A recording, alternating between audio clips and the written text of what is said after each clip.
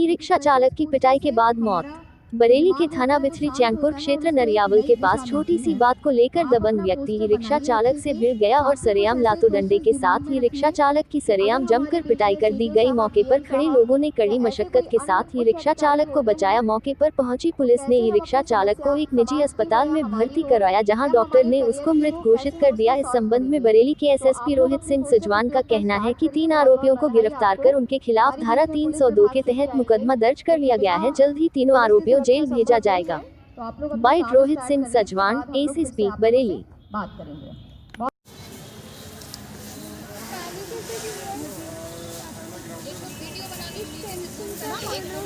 Ma'am video बन रही हो, मैम वीडियो हो रही हो।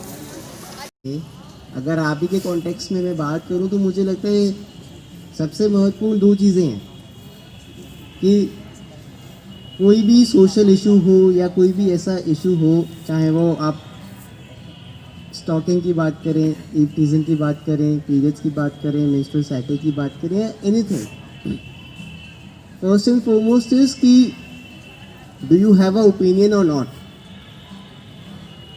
And second, do you have the guts to express it out or not. अगर ये दोनों चीज़ें आप में हैं तो आप एम्पावर्ड हैं।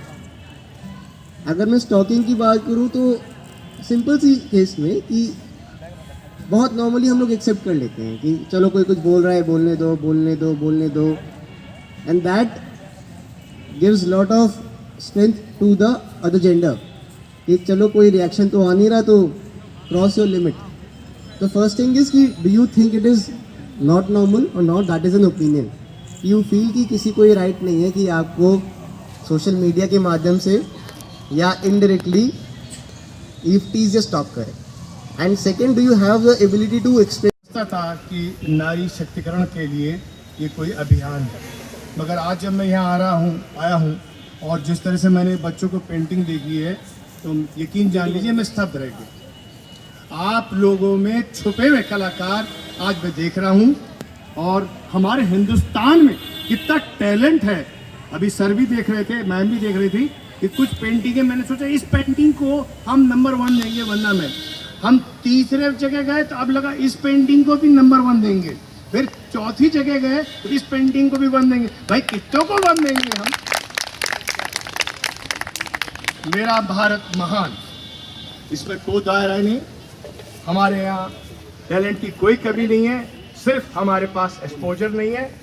मैं आशा करता हूँ कि आज इस छोटे से कार्यक्रम में आप प्रोत्साहित हुए होंगे और इस तरह के कार्यक्रम में भाग लीजिए। शक्ति क्या है मैडम, पूरा मिशन शक्ति, ये इस तरह के और कार्यक्रम आप मैम कराएं या वंदा मैम से सहयोग ले लीजिए और आप लोग आगे बढ़कर आइए। और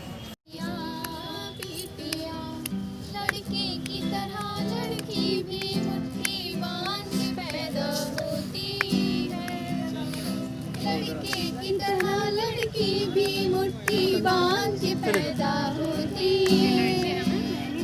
बेटियां बेटियां बेटियां लड़के की तरह लड़की भी माँ की गोद में हंसती रोती है। करती शैतानियां दोनों एक जैसी, करती मनमानियां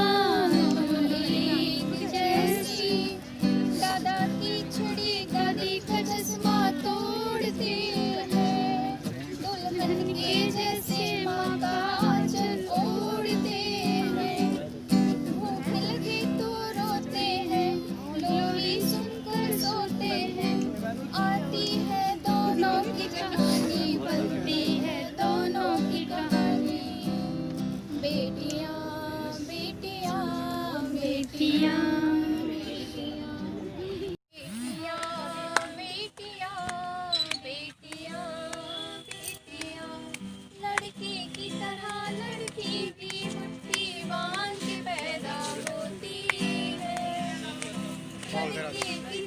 लड़की भी मुट्ठी बांध के पैदा होती है।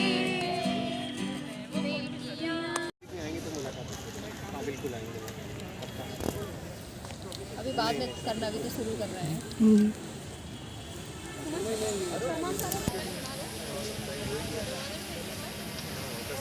झुका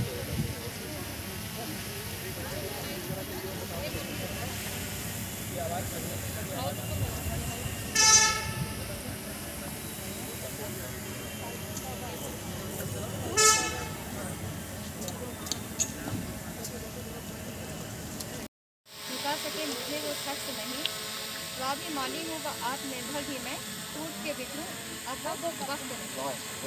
वेरी नाइस। इसको बेटा जो आपने लिखा है ना इसकी बस writing अच्छी है। आ जाओ। Very nice. आपका भी डिज़ाइन अलग है।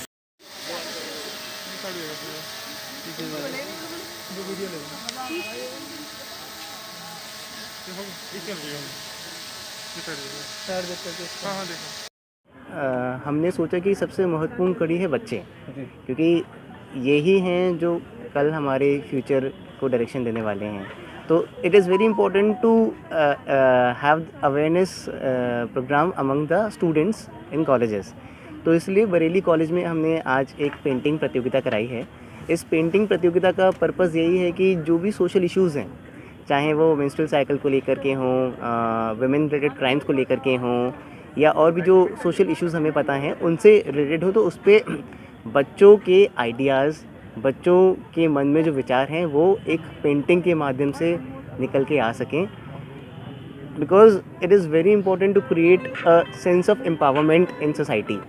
सो आज का ये जो कार्यक्रम है ये मिशन शक्ति को लेकर के है। साथ ही साथ ये सब बच्चे कल को कुछ लाइफ में अचीव करेंगे, तो इनके जो भी सवाल हैं, चाहे वो अपने स्टडीज़ को लेकर के हों, करियर को लेकर के हों, या सिविल सर्विसेज की प्रिपरेशन को लेकर के हों, तो ये एक संवाद का माध्यम भी है कि कैसे हम इन बच्चियों को इनके जो इश्यूज़ हैं, इनके जो प्रॉब्लम्स हैं जो इनको करियर में ग्रो करने से इनको रोक रहे हैं, उस पर हम लोग अपने एक्सपीरियंस शेयर करके इनको थोड़ा सा मोटिवेट कर सकें ताकि ये अपनी लाइफ में कुछ बेटर कर सकें। इनकी जो प्रतियोगिता में जो ये जो पेंटिंग बनाई गई है, इनके लिए भी कोई मंच देने का क्या काम कर रही है सरकार?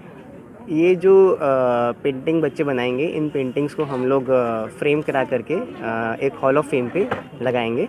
साथ ही साथ इन बच्चों का हम लोग टैलेंट अब यूज़ करेंगे कुछ ग्राफिटीज़ और बाकी चीज़ें भी बनवाने के लिए, ताकि जो भी इनके आइडियाज़ हैं वो पूरे बरेली में एक जगह पे हम लोग वॉल पेंटिंग्स और ग्राफिटीज़ के माध्यम से पुटअप करने की कोशिश करेंगे।